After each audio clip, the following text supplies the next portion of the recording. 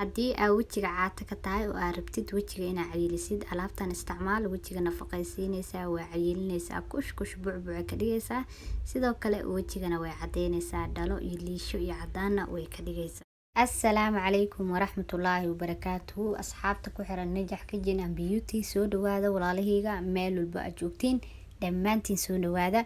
Waa walaashin waa Denise cashir kale cusub ayaa maanta walaalahayga inoo wada.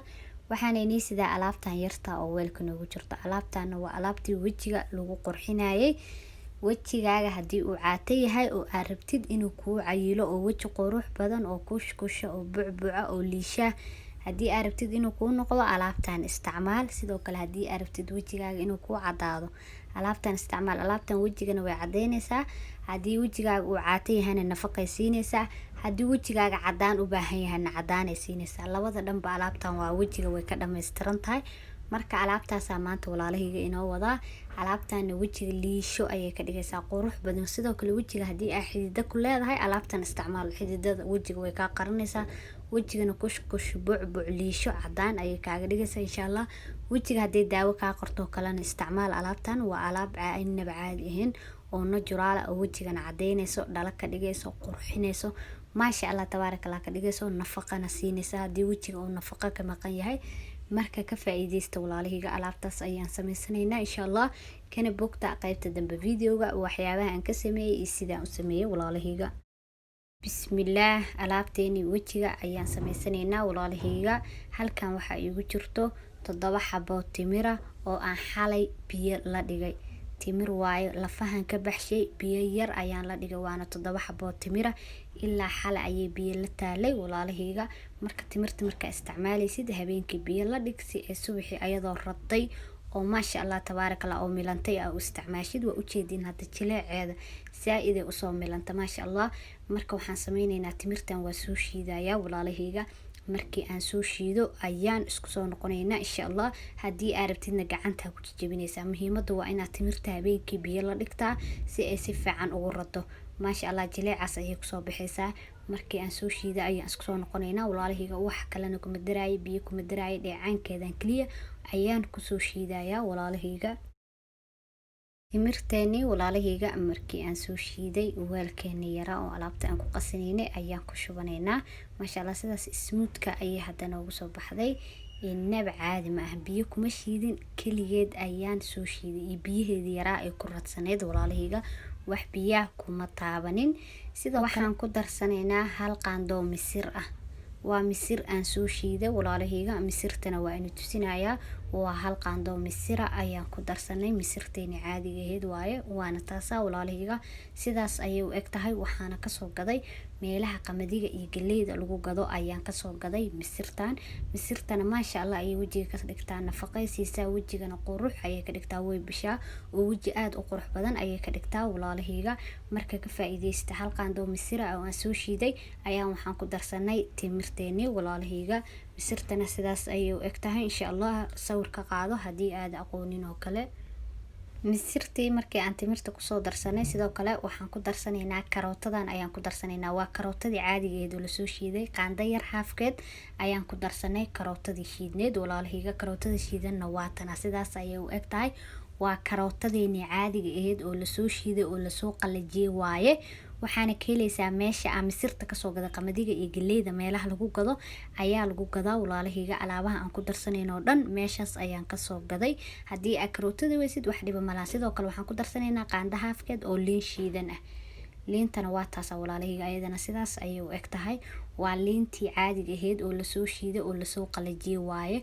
ma ahan hal liin oo kaliya, waa liimihii oo dhan la isku dardara. burtuqaalkii, liin dhanaantii ayaa la isku geeyay mixi waaye. marka liintan qalalanna meel kasta lagu gadaa. waa liinteeni caadiga ahayd oo la soo qalajiyay. hadaa weysidna waxaa ku darsan kartaa in liin ku taalo ayaa ku miiran kartaa oo jab ah. sidoo kale waxaan ku darsanaynaa bariis shiidan ayaan ku darsanaynaa. qaando haafkeed oo bariis shiidan ah ayaan ku darsanay. waa bariiskii cadaa oo lasoo shiiday waayo walaalahayga. haddii aad bariiska haysanin bariiska caadiga ayaa shiidanaysa aad ku darsanaysa. haddaa bariis cada haysidna shiido insha allah. bariiskana walaalahayga wejiga fitamiinaad uu siiyaa maasha allah. wejigana wuu cadeeyaa, nafaqo siiyaa, kaale iska arag ayuu wejiga ka dhigaa. marka ka faa'iideysta alaabtan walaalahayga. intaan ayaan isku qasaynaa oo si fiican isku dhexgelinaynaa. inay fahanteen ayaan rajeynaa. meesha waxaa noogu jirto timir, liin dhanaan, karooto, bariiska shiidan. hadda alaabo badan ayaa iskugu tagay, misir. intaas ayaan haatan isku qasanaynaa oo si fiican isku dhexgelinaynaa walaalahayga. tani marka aan isku soo qasay sidoo kale waxaan ku darsanaynaa caanahan ayaan ku darsanaynaa walaalahayga. caanahana waa caano lo-ood oo brookside ah. in caano ku yaalo ayaad ku darsan kartaa insha allah. caano faadla oo kaliya ayaa loo baahan yahay. caanaha full cream ayaa ku qoran walaalahayga, faaday leeyihiin. marka waxaa ku darsan kartaa caano booraha budada haddii ay haysatid ku darso.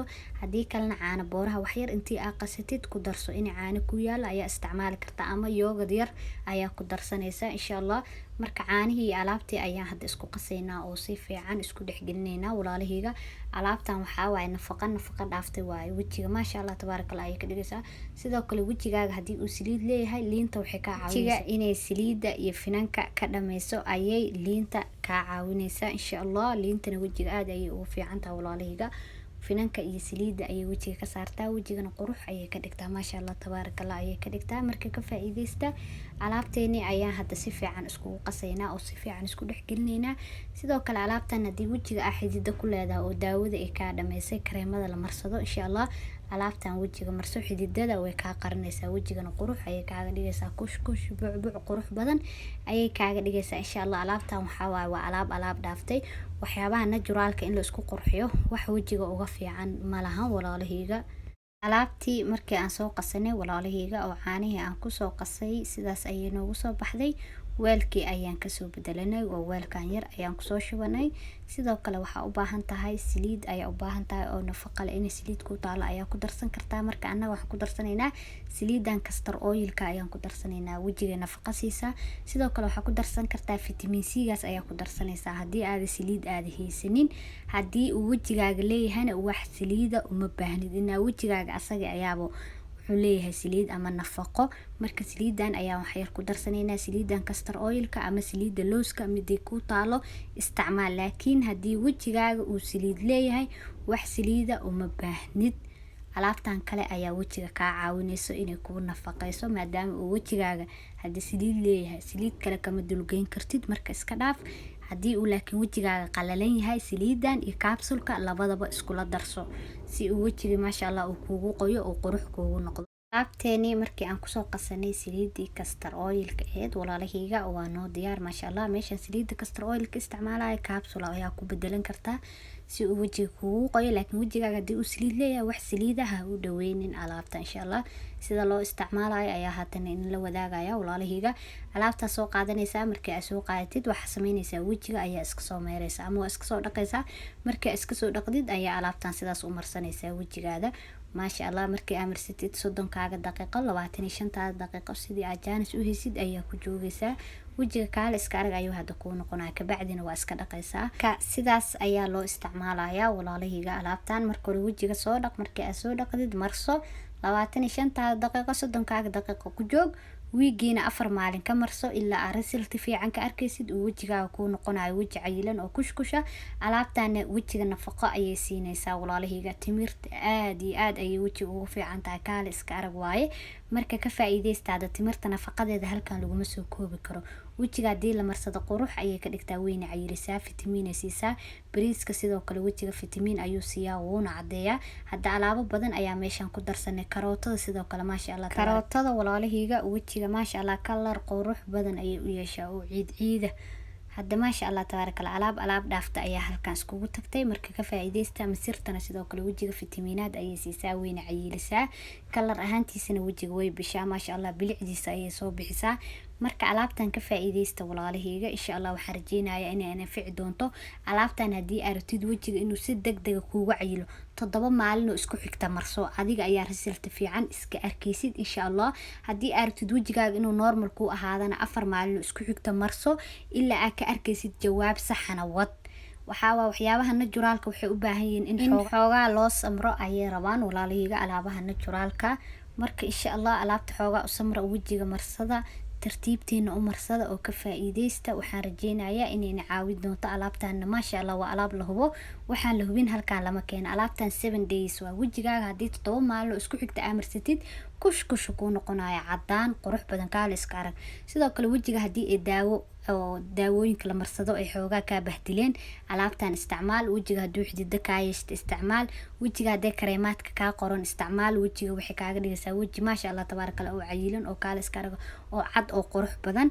alaabtan wajiga way cadeysaa walaalahayga, dhalana way ka dhigtaa, liishana way ka dhigtaa. qof nabro leh iyo qof aan nabro lahayn iyo qof wajigiisa qoyan yahay labadaba waji waa loo isticmaali karaa. calaashan wajiga saliida leh iyo wajiga saliida lahayn ba labada wajiba waa la marsan karaa. marka wajigaaga hadii uu saliid leeyahay ha ku darsan saliidi iyo fitamiinka kaniiniga capsule-ka. laakiin wajigaaga hadii uu qalalan yahay ku darso capsule-ka si uu wajiga kuugu qoyo iyo saliida castor oil-ka. marka alaabtan sidaas ayaa loo isticmaalayaa walaalahayga. soo dhawaada insha Allah waxaan rajeynayaa inay caawin doonto. sidoo kale wajigaaga hadii ay nafaqo ka maqanta alaabta nafaqo ay ku siinaysaa, laakiin wajigaaga hadii ay nafaqo ka maqnayn way ku cadeynaysaa oo kaliya kaama cayilinayso. marka sidaas ayaa loo isticmaalayaa walaalahayga. insha Allah kana faa'iideysta videogan sii share gareeya asxaabtiina la wadaaga. janaalka hadii aad ku cusub tahay subscribe saar si aad daawadaha ku noqotid gambaleel kariix. sidoo kale like ta naga hilmaamin, like ta waa dhiirigelinteena koowaad walaalahayga.